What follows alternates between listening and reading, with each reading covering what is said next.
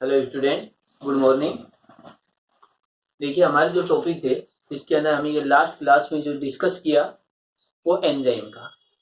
इसमें एंजाइम जो है उसकी डेफिनेशंस हैं, एंजाइम है उनके टाइप्स हैं, या कहें एंजाइम के कंपोनेंट हैं, जिसके अंदर हम ये कहें कि एंजाइम एक प्रोटीन पार्ट है या कहें कि प्रोटीनियस ऑर्गेनिक मॉलिक्यूल है। यानी एंजाइम एक ऐसा मॉलिक्यूल है जो ऑर्गेनिक भी है और प्रोटीन भी है। इसके बाद जो प्रोटीन के साथ साथ है नॉन प्रोटीन पार्ट भी जुड़ा हुआ था। तो ये जो एंजाइम थे उसको हमने कहा था होलो एंजाइम। मैक्सिमम जो रिएक्शंस होती हैं उन रिएक्शंस के अंदर या मेटाबॉलिज्म जो रिएक्शन है उनमें होलो एंजाइम यूज में आते हैं। सिंपल एंजाइम काफी कम होते हैं। ठीक है, कुछ एक एंजाइम ही ऐसे हैं जो सिंपल हैं, जैसे पेप्सिन हुआ। तो इस तरीके से यदि हम बात करें तो हम एंजाइम है, अब इनकी प्रॉपर्टी की बात करते हैं कि एंजाइम के क्या विशेष है, स्पेसिफिक करेक्टर होते हैं, क्या प्रॉपर्टी होती है। इन प्रॉपर्टी के अंदर सबसे फर्स्ट जो है वो है प्रोटीन नेचर। देखिए, ये सबसे फर्स्ट में इसकी डेफिनेशन में भी आया था कि एक एंजाइम है, यानी एक एंजाइम है प्रोटीन से ही बना हुआ है। यानी एंजाइम का फॉर्मेशन यदि हम बात करें, एंजाइम फॉर्मेशन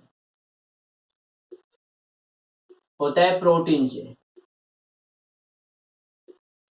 तो हम ये कहें कि एंजाइम का नेचर क्या हुआ, एक प्रोटीन का नेचर हुआ। जो प्रोटीन की प्रॉपर्टी रहेंगी वही प्रॉपर्टी एक एंजाइम की रहेंगी। देखिए, ये एक विशेष बात है, बहुत सारे करैक्टर तो इसी से ही क्लियर हो जाते हैं कि एंजाइम प्रोटीन होते हैं। तो एंजाइम जो है इनका फॉर्मेशन प्रोटीन से हुआ, जो प्रोटीन के करैक्टर हैं वो करैक्टर तो एंजाइम के होंगे। तो प्रोटीन के करैक्टरों के अंदर भी जैसे हम बात करें, प्रोटीन एमिनो एसिड से ही बनी हुई रहती हैं, या एमिनो एसिड का पॉलीमर जो रहता है जिसको पॉलीपेप्टाइड चेन बोलते हैं उसे प्रोटीन कह रहे हैं। और प्रोटीन ये एंजाइम है, इसका एंजाइम भी एमिनो एसिड से ही बने हुए हैं। ये प्रोटीन है, इनका फॉर्मेशन हुआ एमिनो एसिड से। तो इसका एंजाइम का फॉर्मेशन भी एमिनो एसिड से ही हुआ। एक तो ये पार्ट हुआ है। इसके बाद देखिए, अगला आता है कोलाइडी नेचर। तो कोलाइडियल नेचर का मतलब है कि इस प्रकार का जो करेक्टर, देखिए नेट, एक तो होता है सॉलिड स्टेट, एक होती है लिक्विड स्टेट, और एक होती है गैसीय स्टेट। मेनली जो कंपोनेंट होते हैं उसमें 3 स्टेट होती है, सॉलिड, लिक्विड एंड गैस। कोलाइडी स्टेट की बात करें तो कोलाइडी स्टेट जो रहती है तो वह जैसे सॉलिड है, लिक्विड है, गैस, इन तीनों पार्ट होते हैं, इनका कॉम्बिनेशन है।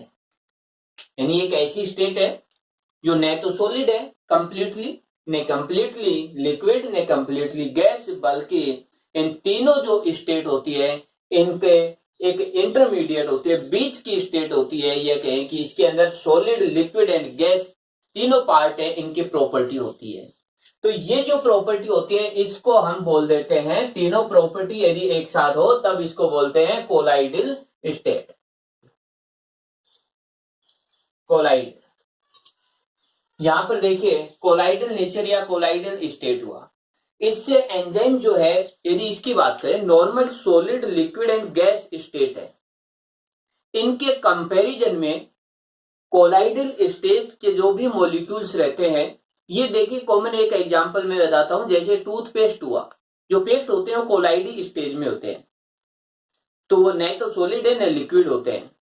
तो यहां पर इनका सरफेस एरिया इंक्रीज हो जाता है।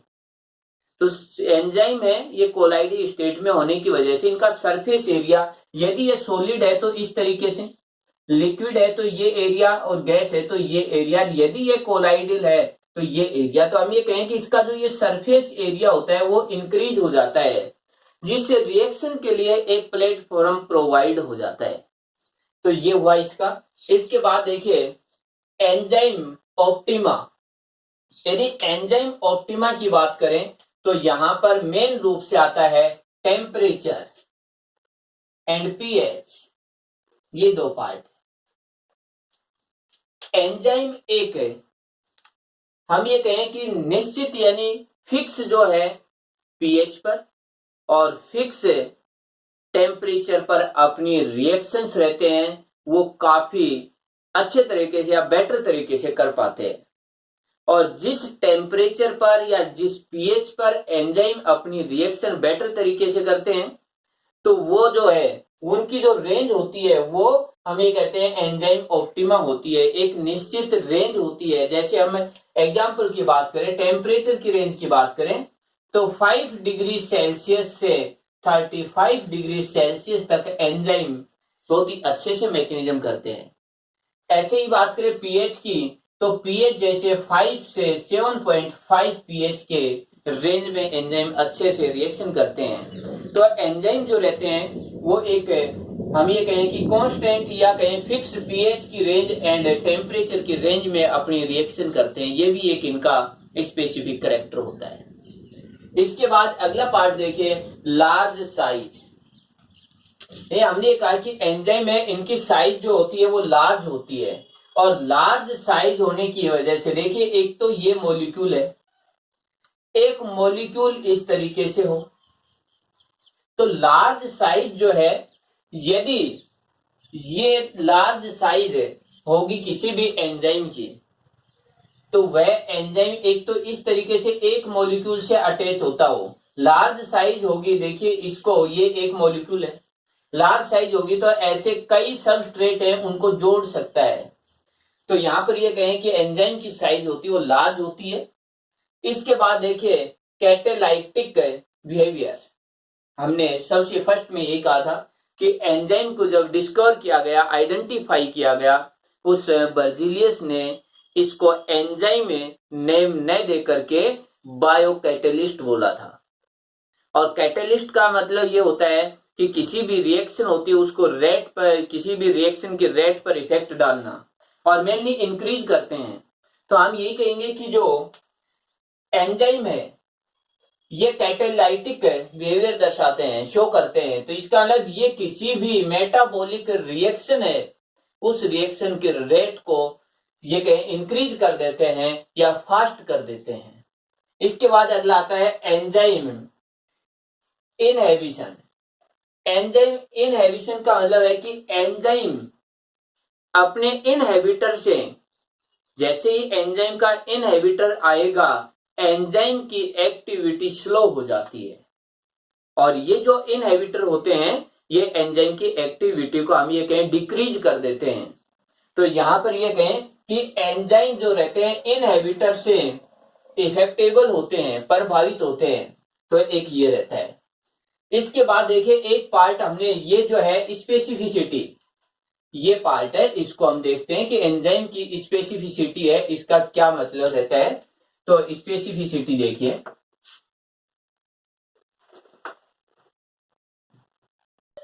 स्पेसिफिसिटी, तो स्पेसिफिसिटी है इनके कुछ एक, यानी ये कहें कि 4 टाइप की स्पेसिफिसिटी है।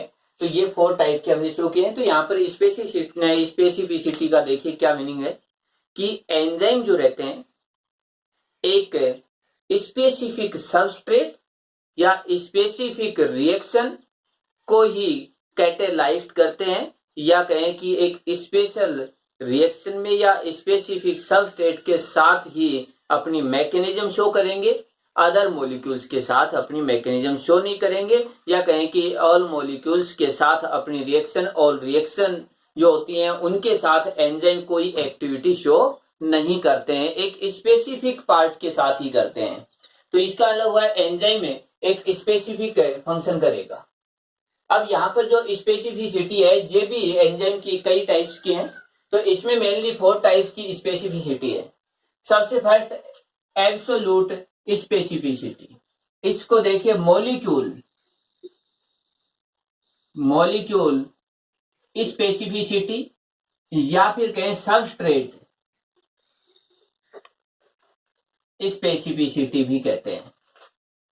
तो यहां पर मॉलिक्यूल या सबस्ट्रेट या एब्सोल्यूट स्पेसिफिसिटी, इसका मतलब है कि एंजाइम एक फिक्स मॉलिक्यूल पर ही, यानी ये कहें स्पेसिफिक मॉलिक्यूल पर,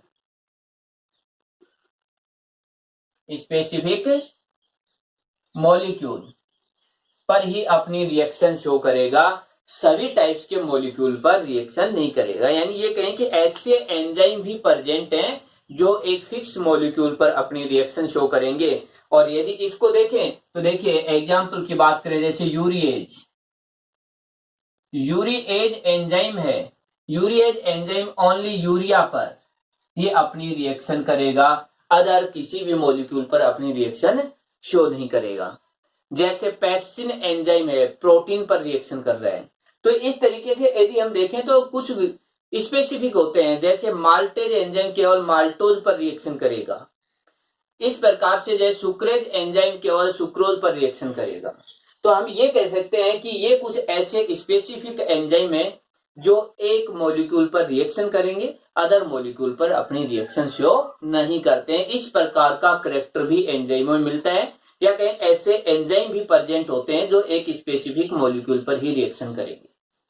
इसके बाद है ग्रुप स्पेसिफिसिटी। ग्रुप स्पेसिफिसिटी का मतलब हुआ कि एंजाइम यहां पर तो हमने कहा केवल एक स्पेसिफिक मॉलिक्यूल पर, और यहां कहेंगे कि एक मॉलिक्यूल के ग्रुप पर, in group of molecule, group of molecule इस पर रिएक्शन करेगा। तो जो ग्रुप ऑफ मॉलिक्यूल की यदि हम बात करें तो यहां पर देखिए कि एंजाइम है, यहां पर सिंगल मॉलिक्यूल यानी यूरिया पर ही रिएक्शन कर रहे हैं। यहां पर करें ग्रुप ऑफ मॉलिक्यूल, जैसे हम बात करें 6 कार्बन के जो मॉलिक्यूल हैं, 6 कार्बन के जो मॉलिक्यूल है उन पर रिएक्शन करना, जैसे हेक्साकाइनेज, यानी हेक्सा काइनेज जो है, तो हेक्साकाइनेज एंजाइम है वो 6 कार्बन के मॉलिक्यूल्स पर अपनी रिएक्शन करेगा। हम इसको ये भी कह सकते हैं कि जैसे इसने ग्लूकोज पर, फ्रैक्टोज पर, ग्लूकोज में 6 कार्बन है, फ्रैक्टोज में 6 कार्बन, तो ग्लूकोज एंड फ्रैक्टोज पर रिएक्शन कर रहा है, तो उसे हमने कहा कि ग्लूकोज एंड फ्रक्टोज में 6 कार्बन है, तो 6 कार्बन के जो भी मॉलिक्यूल रहेंगे उन पर हेक्साकाइनेज एंजाइम अपनी रिएक्शन करेगा। यहां पर एक फिक्स था, जैसे ग्लूकोज पर करता तो इसका मतलब फ्रक्टोज पर नहीं करेगा, लेकिन यहां पर यह हुआ कि 6 कार्बन के जो भी मॉलिक्यूल आएंगे उन सभी पर अपनी रिएक्शन करेगा, तो इसको हमने कहा हेक्साकाइनेज। जैसे पेंटाकाइनेज जो 5 कार्बन के मॉलिक्यूल्स पर अपनी रिएक्शन करेंगे, तो इस तरीके का भी यहां पर होता है। तो इसको हम ये कह सकते हैं कि ये एक स्पेशल जो रिएक्शंस होती हैं उन रिएक्शन पर करेंगे। जैसे डिहाइड्रोजनेज, हाइड्रोजन को सेपरेट करने वाली रिएक्शंस में इन्वॉल्व होंगे। जैसे कार्बोक्सिलेज, कार्बन को जोड़ने वाली, डी कार्बोक्सिलेज, जो भी रिएक्शन होंगी जो कार्बन CO2 को सेपरेट करती है, कार्बन डाइऑक्साइड को सेपरेट करते हैं, उनमें डी कार्बोक्सिलेज एंजाइम रिएक्शन करेगा।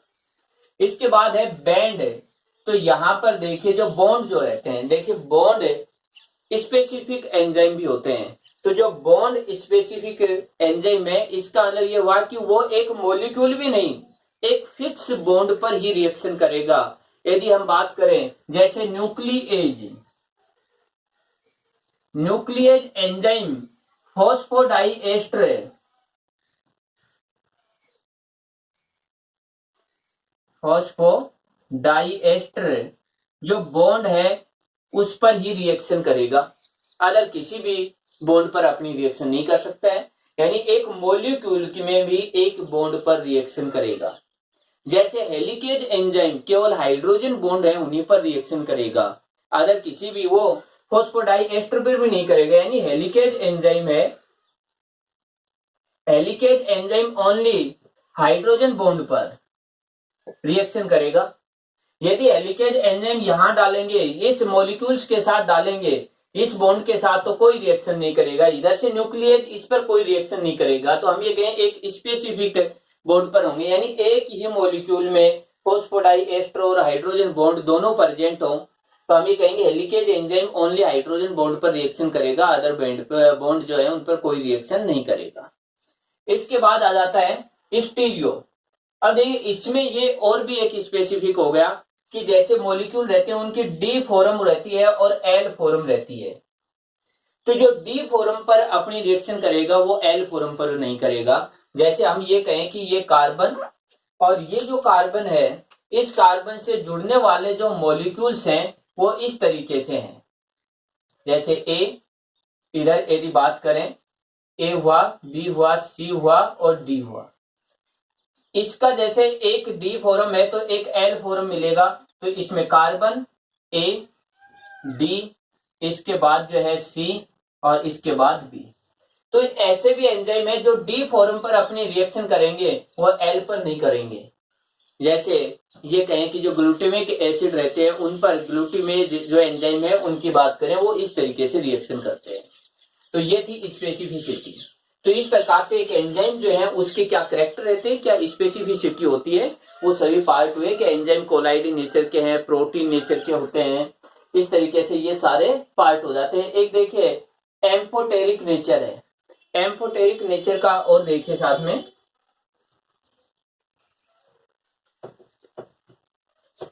हमने ये कहा कि एक एंजाइम है, एंजाइम का फॉर्मेशन प्रोटीन से होता है और प्रोटीन बनते हैं एमिनो एसिड से। तो यहां पर देखिए एक एमिनो एसिड में ये कार्बन, इसके बाद ये NH2 COOH और इसके बाद RL। तो ये जो पार्ट है इस तरीके से, ये तो हुआ एक एमिनो एसिड है कि ये जो पार्ट है ये है एमिनो एसिड। ऐसे दूसरा एमिनो एसिड यहां जुड़ेगा और H2O मॉलिक्यूल बाहर निकलेगा। तो दूसरा है NH, कार्बन H और R2। ऐसे एक थर्ड जो है वो एमिनो एसिड जुड़ेगा NH और R3। तो ये मेन रूप से ये R चेंज हुआ, ये पार्ट सभी एमिनो एसिड में है, यानी इस तरीके का पार्ट है वो सभी एमिनो एसिडों में प्रेजेंट है। तो एमिनो एसिड है, यदि इसकी बात करें तो एक एमिनो एसिड इस टाइप से है। मेनली यदि हम देखें तो एमिनो एसिड की बात कर रहे हैं तो इसमें एक कार्बन, इस पर H, इस पर NH2, इस पर कार्बोक्सिलिक समूह और इस पर R। तो ये तो हुआ एमिन ग्रुप और ये हुआ कार्बोक्सिलिक ग्रुप। जो एमिन ग्रुप होता है उसका नेचर बेसिक होता है। तो ये तो जो है बेस की प्रॉपर्टी शो करेगा। कार्बोक्सिलिक ग्रुप रहता है, इसकी प्रॉपर्टी एसिडिक होती है, तो ये एसिड का कैरेक्टर शो करेगा। तो एक मॉलिक्यूल, एक एमिनो एसिड में बेस और एसिड दोनों प्रॉपर्टी हैं और इसीलिए हम ये कहेंगे कि ये एमिनो एसिड ये आपस में अटैच होते हैं और ये बन जाती है प्रोटीन। और प्रोटीन को ही हम कहते हैं एंजाइम, यानी जो प्रोटीन है इस प्रोटीन से बनते हैं एंजाइम। तो इसका मतलब एक एंजाइम है वो प्रोटीन का बना, प्रोटीन में एमिनो एसिड, एमिनो एसिड में एमिन एंड कार्बोक्सिलिक ग्रुप है प्रेजेंट है। Amine group basic and carboxylic group है एसिडिक प्रॉपर्टी शो कर रहा है। तो यहाँ पर ये कहें एम्फोटेरिक नेचर हुआ कि एसिडिक एंड बेसिक दोनों प्रॉपर्टी एंजाइम के अंदर शो होती है।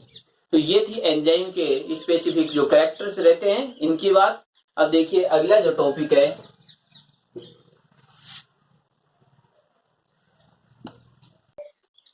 नेक्स्ट टॉपिक है फैक्टर अफेक्टिंग एंजाइमेटिक एक्शन।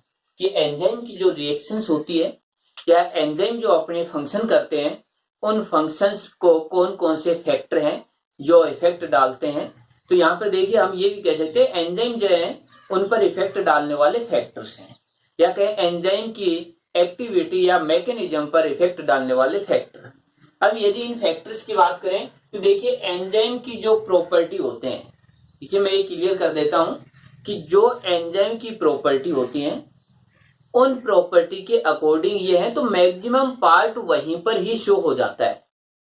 तो यहां पर देखिए वही लगभग वही फैक्टर आते हैं। फर्स्ट आता है टेम्परेचर।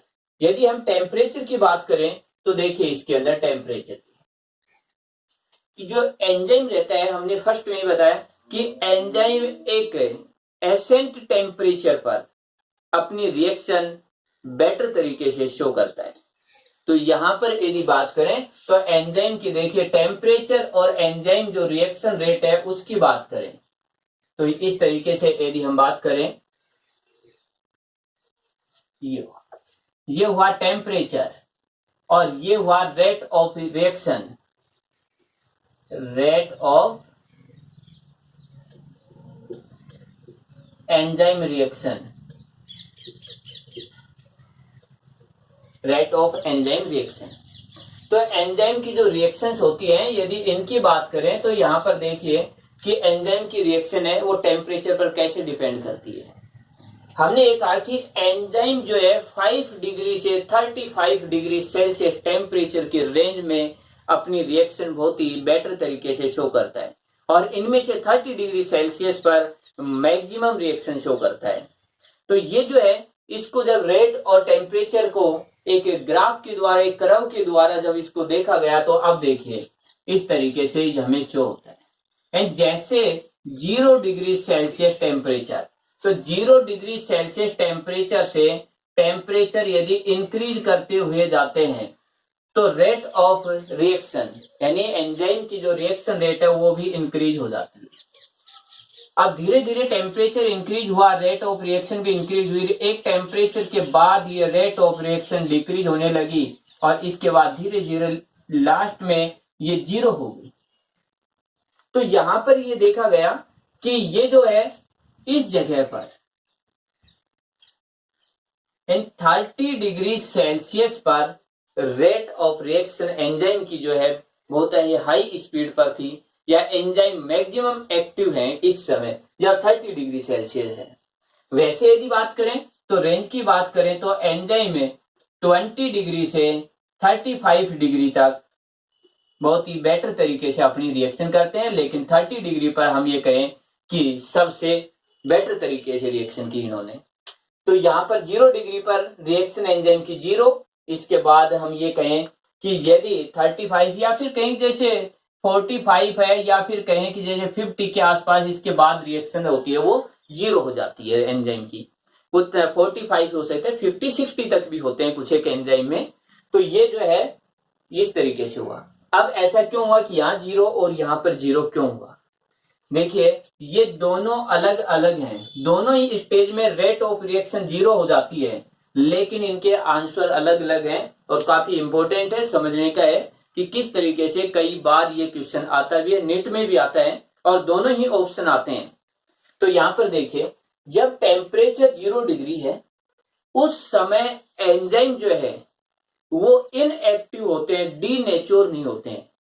एंजाइम है वो डैमेज नहीं होते हैं, एंजाइम है वो ब्रेक डाउन नहीं होते हैं, बट डीनेचर हो जाए, इनएक्टिव हो जाते हैं, कोई मैकेनिज्म शो नहीं करते हैं। इसका एग्जांपल यदि हम देखें तो हम ये कहते हैं कि हमारे जो रेफ्रिजरेटर या जो फ्रिज रहते हैं इनकी बात करें, इनमें कोई भी हम जैसे फूड मटेरियल है या फ्रूट है या कोई भी पार्ट हम रखते हैं तो हमें वैसा ही मिलता है, क्योंकि उसका टेम्परेचर जो है वो कम होता है।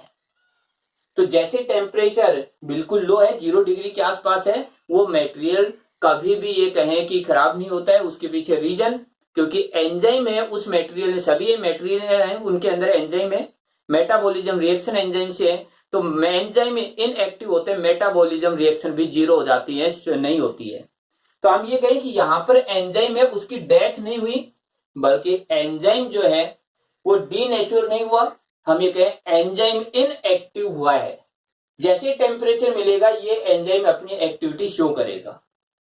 इसके बाद हम बात करें यहां पर भी रेट ऑफ रिएक्शन जो एंजाइम की है वो 0 है, लेकिन यहां एंजाइम डीनेचर हो गया। टेम्परेचर इंक्रीज होने पर एंजाइम एक प्रोटीन का पार्टिकल है, तो प्रोटीन डीनेचर हो गई, वो ब्रेक डाउन हो गई है।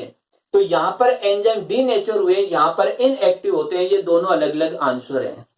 तो इसके बाद जो है एंजाइम जो है यदि नॉर्मल टेम्परेचर होता है फिर भी रिएक्शन नहीं करता है। यदि हम बात करें तो देखिए किसी प्रकार से जैसे हमारा जो मिल्क होता है उसको हम एक बार हीट कर देते हैं तो बैक्टीरिया है उसके बैक्टीरिया और एंजाइम डैमेज हो जाते हैं। इसके बाद डीनेचर होने पर नॉर्मल टेम्परेचर पर भी खराब नहीं होता है जल्दी। तो यहाँ पर ये है, तो यदि ये आए कि एंजाइम की एक्टिविटी 0 डिग्री सेल्सियस पर 0 है तो उसका रीजन क्या है? एंजाइम का इनएक्टिव होना। यदि ये आए कि एंजाइम की एक्टिविटी 50 डिग्री सेल्सियस पर जीरो हो गई है, उनकी जो एक्टिविटी जीरो है, तो उसके पीछे रीजन एंजाइम का डीनेचर होना। तो ये दोनों अलग अलग है। इसके बाद देखिए अगला आता है कि पीएच। पीएच को हम कहते हैं हाइड्रोजन आयन कंसंट्रेशन। यदि हम पीएच की बात करें तो देखिए कि पीएच यहां पर वही पार्ट है पीएच। अब देखिए यहां पर पीएच की कि यहां पर पीएच 1 से यदि बात करें 1 से पीएच है 14, तो यहां पर 1 से ये होता है, लेकिन पीएच जो 7 पर एंजाइम मैक्सिमम एक्टिव होते हैं, और रेंज की बात करें तो 5 पीएच से 7.5 के बीच में एंजाइम बहुत बेटर तरीके से रिएक्शन करते हैं। यानी ये कहें कि पीएच जैसे जैसे इंक्रीज की, एंजाइम की एक्टिविटी भी इंक्रीज हुई, लेकिन पीएच 7 के बाद इनकी एक्टिविटी फिर से वही है, डाउन होने लगी, और हम ये कहें कि जैसे हाई पीएच के ऊपर इनकी एक्टिविटी जीरो हो जाती है। और यहाँ पर 7 पर मैक्सिमम और 5 से 7.5 के बीच में एक रेंज के अंदर बेटर तरीके से रिएक्शन कर रहे थे। तो ये भी पीएच के द्वारा एंजाइम की एक्टिविटी है उस पर इफेक्ट होता है। इसके बाद है देखिए concentration of substrate, concentration of enzyme. ये दोनों पार्ट है, इनको देखिए कि concentration of substrate and concentration of enzyme. अब ये जो पार्ट है इनकी बात करें तो इन पर देखिए किस तरीके से होता है। फर्स्ट में कंसंट्रेशन ऑफ सबस्ट्रेट, सबस्ट्रेट की कंसंट्रेशन। देखिए हमारे पास एंजाइम है लेकिन सबस्ट्रेट जीरो है, कोई रिएक्शन नहीं होगी। धीरे धीरे जैसे सबस्ट्रेट है वो हम एंजाइम के साथ डालेंगे तो एंजाइम अपनी रिएक्शन करेंगे तो स्पीड इंक्रीज होगी। तो यहां पर जैसे जैसे सबस्ट्रेट की कंसंट्रेशन इंक्रीज करेंगे एंजाइम जो है उसकी रेट भी इंक्रीज होगी, लेकिन कंसंट्रेशन की एक निश्चित अमाउंट के पश्चात इसकी रेट है वो कांस्टेंट हो जाती है, स्थिर हो जाती है, फिर इसके अंदर इंक्रीमेंट नहीं होता है। यानी जब कंसंट्रेशन जीरो है उससे धीरे धीरे हमने सबस्ट्रेट की कंसंट्रेशन को इंक्रीज किया तो वैसे ही एंजाइम की रेट है, रिएक्शन करने की रेट है वो भी इंक्रीज हुई। इसके बाद में एक पॉइंट पर आकर के ये रेट होती है ये फिक्स हो जाती है, चेंज नहीं होती है, यानी लंबे टाइम तक ये इसी प्रकार से आगे की ओर है। फिर सबस्ट्रेट की अमाउंट चाहे कितनी ही इंक्रीज कर दी जाए कोई इफेक्ट नहीं होगा। बिल्कुल इसी प्रकार से है कि कंसंट्रेशन ऑफ एंजाइम कि जब यहां पर ये करें सबस्ट्रेट, यहां पर हम ये कर सकते हैं कंसंट्रेशन ऑफ एंजाइम।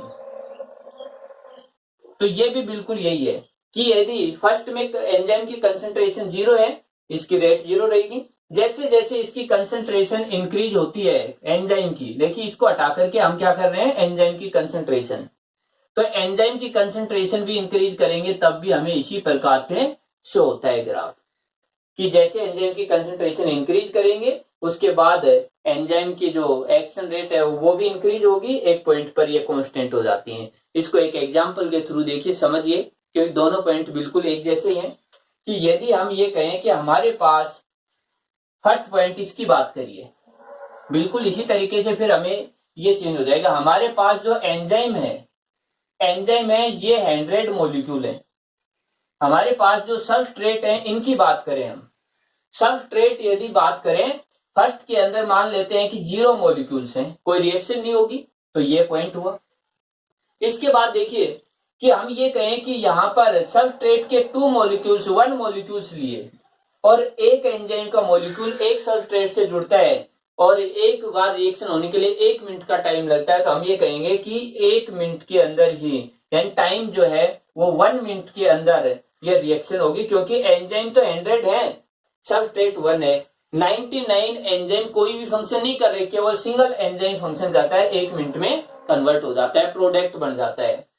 फिर हम कहें कि सबस्ट्रेट की अमाउंट है वो इंक्रीज की, हमने 2 मॉलिक्यूल्स लिए, तो यहां पर भी ये कहें कि 100 है, इनमें से यदि बात करें कि 2 तो यहां पर फंक्शन करेंगे और 98 है वो कोई फंक्शन नहीं करेंगे, फिर भी ये तुरंत वही 1 मिनट के अंदर दोनों को चेंज कर देंगे।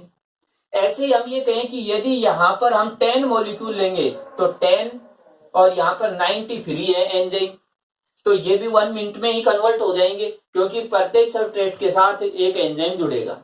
ऐसे हमने 50 मॉलिक्यूल्स लिए, तो यहां पर ये कहें 50 तो काम आए, 50 काम नहीं आ रहे, वो भी 1 मिनट में ही चेंज कर देंगे। 100 लेंगे तो 100 भी यहां पर काम आ जाएंगे। अब देखिए इसके बाद कि इसके बाद यदि हमने 200 मॉलिक्यूल लिए तो ये 1 मिनट में कन्वर्ट नहीं होंगे, क्योंकि यहां पर अब एंजाइम की कंसंट्रेशन क्या है, 100 मॉलिक्यूल। 100 मॉलिक्यूल एंजाइम के तो 100 सबस्ट्रेट के साथ जुड़ेंगे और पीछे फिर 100 बचेंगे, उसको अगली मिनट के अंदर ही कन्वर्ट करेंगे। तो यहाँ पर अब टाइम 2 मिनट का लगेगा। यदि 500 लेंगे तो 100 एंजाइम 100 सबस्ट्रेट से रिएक्शन करेंगे, फिर 400 शेष बचे। अब जो शेष बच रहे हैं 400, उनके साथ फिर उनमें से 100 फिर 100, ऐसे ये कहें कि एक बार के बाद फिर ये जो रेट होती है वो अलग हो जाती है कि भाई उसके बाद फिर सबस्ट्रेट को बढ़ाने पर कोई इफेक्ट नहीं होता है। बिल्कुल सेम वही है कि एंजाइम की अमाउंट यदि कम हो, सबस्ट्रेट अधिक हो, फिर जैसे जैसे एंजाइम की अमाउंट बढ़ाएंगे तो सबस्ट्रेट के साथ जुड़ने की जो मैकेनिज्म है वो भी, जैसे सबस्ट्रेट बहुत अधिक है, एंजाइम 1 है तो 1 के सबस्ट्रेट से जुड़ेगा, यदि एंजाइम 10 है तो 10 से जुड़ेंगे, तो ऐसे उनकी रेट भी इंक्रीज होगी।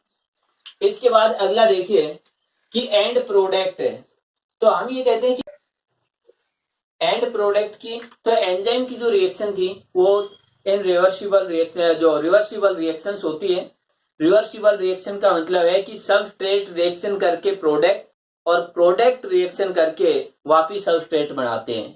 तो जो सबस्ट्रेट है वो सबस्ट्रेट जब प्रोडक्ट में बदलते हैं तो फॉरवर्ड रिएक्शन है, और यदि ये प्रोडक्ट वापिस बदल जाते हैं सबस्ट्रेट में तो रिवर्स रिएक्शन हो जाती है, या कहीं बैक रिएक्शन होती है, रिवर्स या बैक रिएक्शन।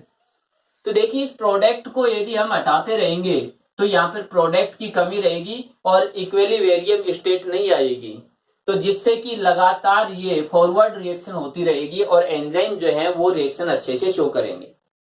इसके बाद देखिए एंजाइम इनहिबिटर।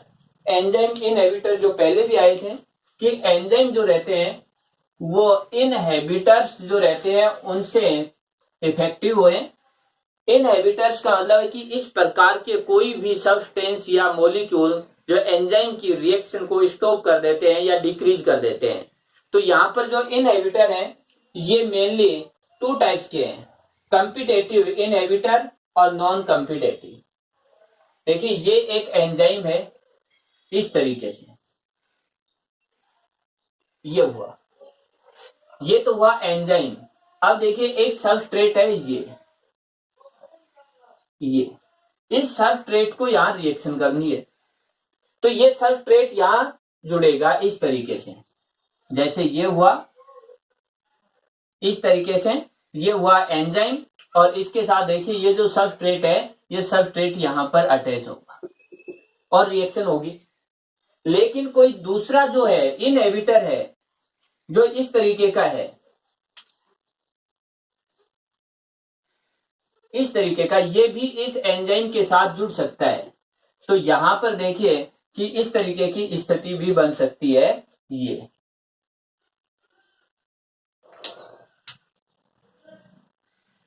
इस तरीके। तो एंजाइम से ये जो है इनहिबिटर, ये इनहिबिटर, देखिए इनहिबिटर और सबस्ट्रेट की स्ट्रक्चर यदि एंजाइम की एक्टिव साइट से मिलती है तो वहां पर सबस्ट्रेट या इनहिबिटर में से कोई सा भी जुड़ सकता है। अब यदि सबस्ट्रेट जुड़ेगा तो रिएक्शन होगी, लेकिन यहाँ पर यह भी एक प्रोबेबिलिटी है कि इनहिबिटर भी यहाँ पर अटैच हो सकता है। तो इनहिबिटर अटैच होगा तो रिएक्शन जो है वो स्लो हो जाएगी या उसकी रेट है वो डाउन हो जाएगी। तो इस समय हम ये कहें कि इनमें कंपटीशन है, सबस्ट्रेट और इनहिबिटर में कंपटीशन है कि एंजाइम से फर्स्ट में कौन अटैच होगा। तो यहाँ पर इस तरीके से जो रिएक्शन होती है वो स्लो हो जाती है। दूसरा ऐसा है जो नॉन कॉम्पिटिटिव है। नॉन कॉम्पिटिटिव जो रहता है, यानी ये तो हुआ कॉम्पिटिटिव, दूसरा है नॉन कॉम्पिटिटिव। यदि इसकी बात करें, ये एंजाइम की स्ट्रक्चर को चेंज करता है। जैसे हम ये कहें कि Hg है, मरकरी हुआ, जैसे Pb हुआ, जैसे Ag हुआ, ये है, ये एंजाइम की स्ट्रक्चर यानी ऐसे हैं जैसे ही इनके साथ में ये आएंगे तो ये एंजाइम है, ये इस तरीके से कन्वर्ट हो गया है, अब इसके साथ ये नहीं जुड़ पाता है।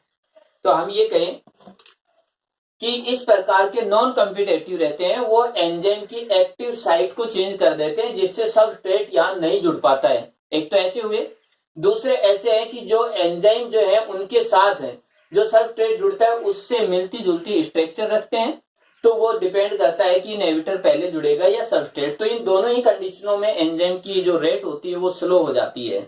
इसका एग्जांपल जैसे मैलिक अम्ल है, वो सैक्सिनिक अम्ल जो है उसका कंपिटेटिव है, और इधर ये एग्जांपल हो गए हैं। तो ये थे एंजाइम पर इफेक्ट डालने वाले फैक्टर्स हैं। तो इस तरीके से ये पार्ट है ये कंप्लीट हुआ।